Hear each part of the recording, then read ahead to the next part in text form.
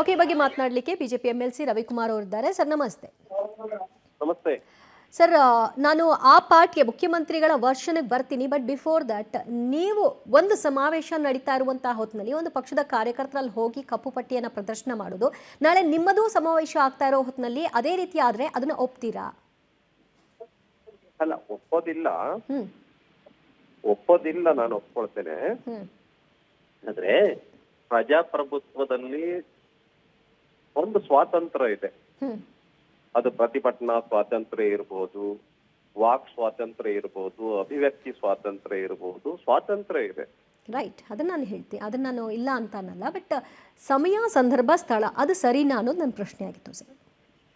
ಅಲ್ಲ, ಈಗ ಈ ಸಾಮಾನ್ಯವಾಗಿ ಎಲ್ಲಿ ಪ್ರತಿಭಟನೆ ಮಾಡೋದಕ್ಕೆ ಅವಕಾಶ ಕೊಟ್ಟಿರ್ತಾರೋ ಅಲ್ಲಿ ಪ್ರತಿಭಟನೆ ಮಾಡ್ಬೇಕು.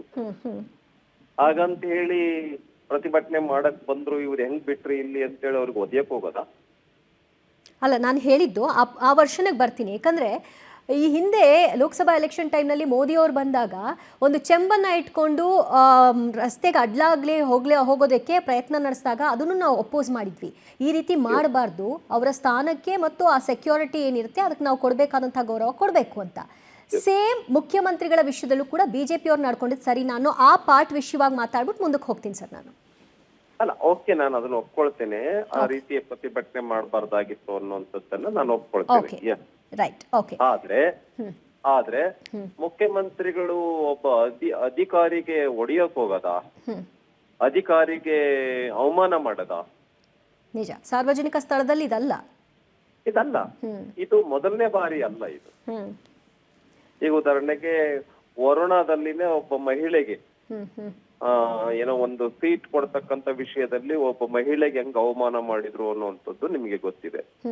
ಮತ್ತೆ ಅದೇ ಇನ್ನೊಂದು ಕಾರ್ಯಕ್ರಮದಲ್ಲಿ ಒಂದು ಸ್ವಾಮೀಜಿಗಳು ವೇದಿಕೆ ಮೇಲೆ ಇರ್ತಾರೆ. ಆ ಸಂದರ್ಭದಲ್ಲಿ ಒಬ್ಬರು ಜಿಲ್ಲಾಧಿಕಾರಿನೂ ಕೂಡ ವೇದಿಕೆ ಮೇಲೆ ಇರ್ತಾರೆ.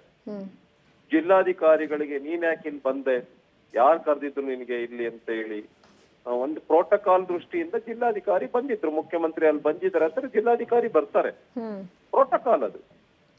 ಅವ್ರನ್ನ ಸೀದಾ ವೇದಿಕೆಯಿಂದ ಕೆಳಗಡೆ ಇಳಿಸಿ ಅವಮಾನ ಮಾಡಿ ವಾಪಸ್ ಕಳ್ಸಿದ್ದು.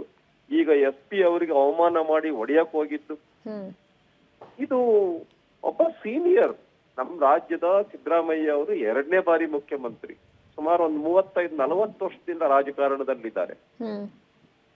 ಈ ರೀತಿ ನಡ್ಕೊಳ್ತಕ್ಕಂಥದ್ದು ಇದು ಸಭ್ಯತೆ ಅಲ್ಲ, ಇದು ನಾಗರಿಕ ಲಕ್ಷಣ ಅಲ್ಲ ಅನ್ನೋದನ್ನ ನಾನು ಹೇಳೋದಕ್ಕೆ ಬಯಸ್ತೇನೆ. ಹಾಗಾಗಿ ಮುಖ್ಯಮಂತ್ರಿಗಳು ಕೂಡಲೇ ಕ್ಷಮೆಯನ್ನ ಕೇಳಬೇಕು ರಾಜ್ಯದ ಜನತೆಗೆ. ಇಡೀ ಕರ್ನಾಟಕ ರಾಜ್ಯದ ನೌಕರರಿಗೆ ಅವಮಾನ ಮಾಡ್ದಂಗೆ, ಇಡೀ ಕರ್ನಾಟಕ ರಾಜ್ಯದ ಜನತೆಗೆ ಅವಮಾನ ಮಾಡ್ದಂಗೆ ಅಂತ ಹೇಳಿ ನಾನು ಈ ಸಂದರ್ಭದಲ್ಲಿ ಹೇಳೋದಕ್ಕೆ ಬಯಸ್ತೇನೆ. Okay sir, thank you. Public TV ಜೊತೆ ಮಾತನಾಡೋದಕ್ಕೆ. ಬರ ಹೇಳಿ, ಯಾವನು SP ಏನ್ ಮಾಡ್ತಾ ಇದ್ದೀರಿ ನೀವು? ಭ್ರಷ್ಟ ಕೇಂದ್ರ ಸರ್ಕಾರಕ್ಕೆ